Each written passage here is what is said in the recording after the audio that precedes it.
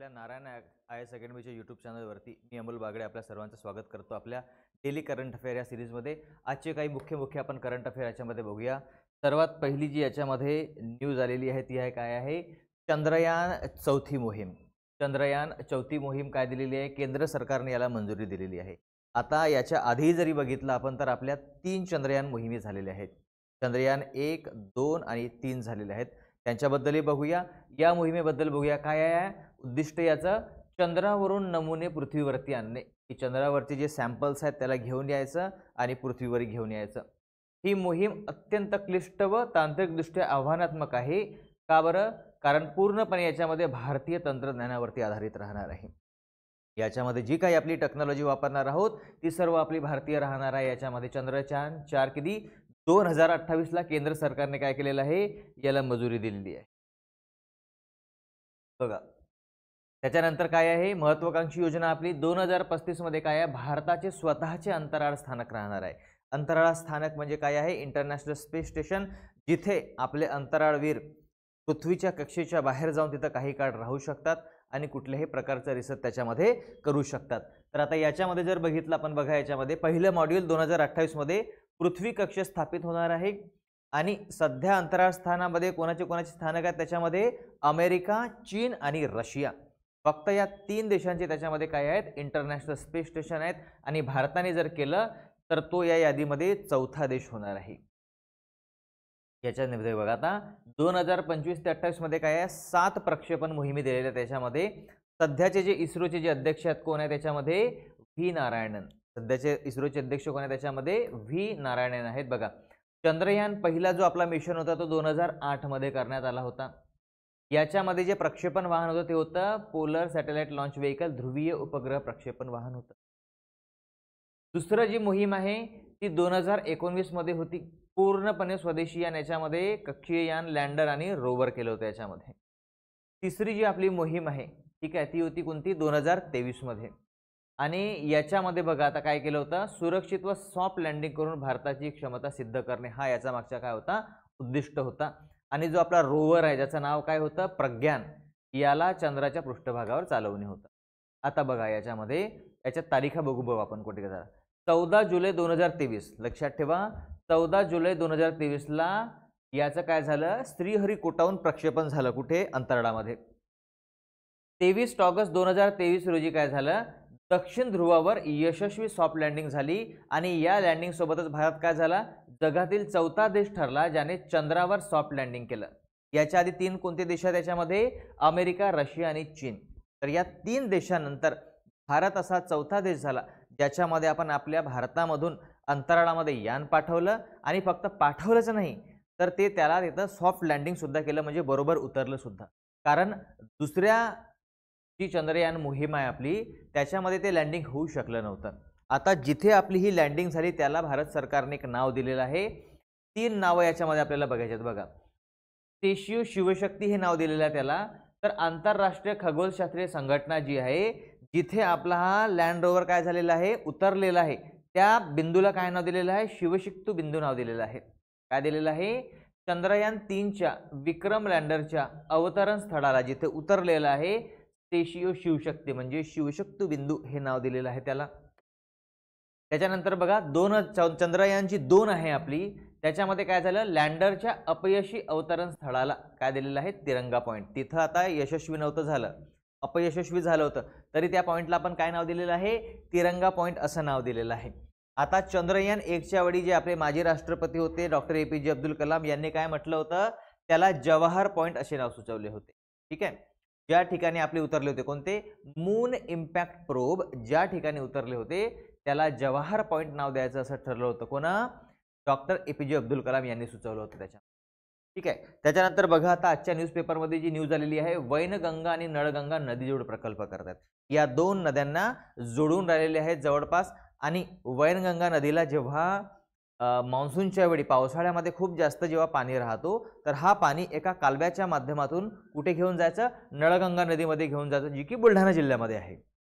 आता दोन्ही नद्याचं बघूया आपण कुठे कुठे त्यांचं उगम स्थान आहे, कोणतं धरण बांधलेलं आहे त्याच्यामध्ये। तर बघा याच्यामध्ये काय आहे, गोसे खुर्द जो जलाशय नागपूर जिल्ह्यामध्ये, इथून 65.57 TMC पाणी पावसाळ्यात उचलले जाणार आणि 388 किलोमीटर लांबीच्या जोड कालव्याद्वारे, म्हणजे कसं केलंय बघा, ही आपली सपोज वैनगंगा नदी आहे, ही आपली सपोज काय आहे, वैनगंगा नदी आहे। इकडे हा जर गोसेखुर्द प्रकल्प आहे, इथून पाणी घ्यायचं आणि इकडे इकडे जी नळगंगा नदी आहे, इथे जो धरण आहे इथे घेऊन जायचं आणि हा कितीचा असेल, 388 किलोमीटरचा हा जोड प्रकल्प किंवा जसं नाला कालवा असतो तसं राहणार आहे याच्यामध्ये। काय आहे याच्यामध्ये, कारण पावसाळ्यामध्ये कसं होते की आपल्याकडे जसं नागपूरमध्ये वगैरे आहे, खूप जास्त पाणी झालं दरवाजे उघडून टाकतात आणि ते पाणी वाया जातं। आता हे पाणी वाया जाण्यापेक्षा आपण जर जिथे कमी प्रमाणात पाणी येतं तिथे पाठवावं म्हणून काय केलेलं आहे, हा नदी जोड प्रकल्प याच्यामध्ये सुरुवात केलेली आहे। बघा त्याला लाभ क्षेत्र कोणतं कोणतं आहे बघा, जवळपास 8 जिल्ह्यांना हजारो हेक्टर शेतीचे क्षेत्र वाढणार। कोणते कोणते बघा याच्यामध्ये, अकोला, वाशिम, बुलढाणा, अमरावती, यवतमाळ हे कुठे आहेत, आपले अमरावती विभागामध्ये आहेत आणि आपल्या विदर्भामध्ये नागपूर भागामध्ये नागपूर, भंडारा आणि वर्धा असे 3 जिल्हे राहतील। तर अमरावती विभागातले 5 जिल्हे आणि नागपूर विभागातले 3 जिल्हे असे मिळून किती आहेत, टोटल 8 जिल्ह्यांना याचा काय होईल, याच्यामध्ये लाभ होईल। बघा आता नळगंगा जी नदी आहे, नळगंगा नदी कुठे आहे बघा, ही पूर्णा नदीची डाव्या तीराची उपनदी आहे। काय आहे, जी पूर्णा नदी आहे तिची डाव्या तीराची काय आहे, उपनदी आहे। ठीक आहे, एखादी नदी जर अशी जाऊन राहिलेली आहे तर या बाजूने जर एखादी नदी मिळत असेल तिला म्हणतो आपण डावी आणि इकडच्या बाजूने कोणती जोडत असेल तर उजवी, म्हणजे नदी ज्या दिशेने जात आहे त्या दिशेने जर आपण तोंड करून उभं राहिलं आणि उजव्या बाजूने जी नदी येऊन मिळते तिला म्हणतो आपण उजवी उपनदी, इकडून डावी उपनदी। तर ही काय आहे, पूर्णा नदीची डाव्या तीराची उपनदी आहे आणि पूर्णा नदी जी काय आहे, तापी नदीची भाग आहे त्याच्यामध्ये। तर आता बघा लांबी किती आहे, जवळपास 73 किलोमीटर, उगमस्थान कुठे आहे, बुलढाणा जिल्ह्यामध्ये आहे याच्यामध्ये।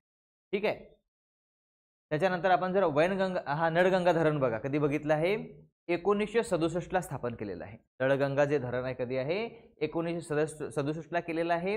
कुठे केलेलं आहे, मलकापूर जवळ बुलढाणा जिल्हा। कशासाठी, तर सिंचनासाठी। कोणतं धरण आहे हे, मातीचं भराव धरण, अर्थफिल डॅम आहे याच्यामध्ये आणि उंची याची आहे 29.8 मीटर, लांबी आहे 2516 मीटर। या धरणामध्ये काय करू आपण, गोसेखुर्द प्रकल्पामध्ये वैनगंगा नदीमध्ये जेव्हा मान्सूनमध्ये खूप जास्त प्रमाणामध्ये पाणी राहतो त्याला त्या 388 किलोमीटरच्या कालव्याच्या माध्यमातून तिकडे पाठवता येईल। बघा वैनगंगा नदी बघा कुठे आहे, ही महादेव टेकड्यांमध्ये, कुठे, शिवनी जिल्हा मध्य प्रदेशमध्ये। काय आहे, सातपुडा पर्वतरांगांच्या दक्षिण उतारावरून प्रवाहित वाहते।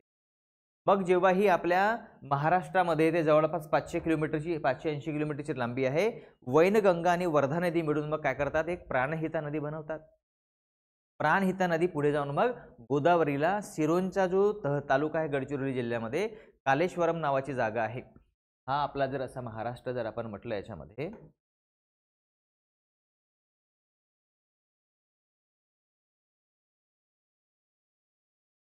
तर आता इथे इथे बघा, इथे सिरोंचा तालुका आहे आणि इथे ही नदी येते प्राणहिता म्हणून आणि हे प्राणहिता आणि इथे गोदावरी मिळून कालेश्वरम, कालेश्वरम इथे मग ही काय आहे, गोदावरीची डाव्या बाजूची उपनदी आहे याच्यामध्ये। पुढे ती तेलंगणामध्ये जाऊन मिळते। तर गोदावरी नदीची काय आहे, महत्त्वाची उपनदी आहे कोणती, वैनगंगा। वैनगंगा आणि वर्धा मिळून काय बनवतात, प्राणहिता बनवतात। बघा त्याच्यानंतर बघा डेफलिम्पिक्स मधील विश्वविक्रम आणि सुवर्ण आहे एक। डेफलिम्पिक म्हणजे काय होतं बघा, इकडे जे बधीर मुलं असतात, डेफलिम्पिक म्हणजे काय आहे, बधीर, बधीर म्हणजे असे व्यक्ती ज्यांना ऐकू येत नाही, अशा लोकांची काय होऊन राहिलेली आहे, ऑलिम्पिक कॉम्पिटिशन होऊन राहिलेली आहे। कुठे होऊन राहिलेली आहे, टोकियोमध्ये होऊन राहिलेली आहे। कुठे होऊन राहिलेली आहे, टोकियोमध्ये होऊन राहिलेली आहे। 15/11/2025 ते 26/11 इतक्यापर्यंत ही होणार आहे। तर आता या कॉम्पिटिशनमध्ये आपल्या भारतामधून धनुष श्रीकांत नावाची जी व्यक्ती आहेत त्यांनी सुवर्ण पदक मिळवलेलं आहे आणि तो कुठे मिळवलेला आहे ते बघूया। बघा टोकियो डेफलिम्पिक्स, डेफ म्हणजे जे कर्णबधीर असतात। स्पर्धा काय आहे, पुरुषांची याच्यामध्ये 10 मीटर एअर रायफल, काय आहे 10 मीटर एअर रायफल आहे। जिंकणाऱ्याचं नाव काय आहे, धनुष श्रीकांत 23 वर्ष, सुवर्ण पदक जिंकून भारतासाठी काय आहे, पदकांचे खाते, गोल्ड मेडल त्यांनी जिंकलेलं आहे याच्यामध्ये। आता हे आहेत आपले धनुष श्रीकांत आहेत यांनी काय केलं होतं पूर्वीची कामगिरी बघा 2022 मध्ये ब्राझील येथे त्यांनी काय केलं होतं 19 वर्षाचे असताना पदार्पण केलं.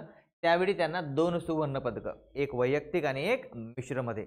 आणि आता सुद्धा टोकियोमध्ये जे काय होऊन राहिलेलं आहे बधिर लोकांचं ऑलिम्पिक होऊन राहिलेलं आहे त्याच्यामध्ये सुद्धा 10 मीटर रायफलमध्ये त्यांनी काय केलेलं आहे याच्यामध्ये 10 मीटर एअर रायफलमध्ये त्यांनी काय भेटलेलं आहे गोल्ड मेडल भेटवलेलं आहे.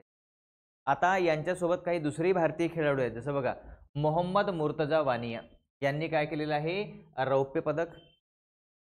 महित सिंधू यांना 10 मीटर एअर रायफलमध्ये रौप्य पदक आहे आणि कोमल वाघमारे यांना कांस्य पदक मिळाले.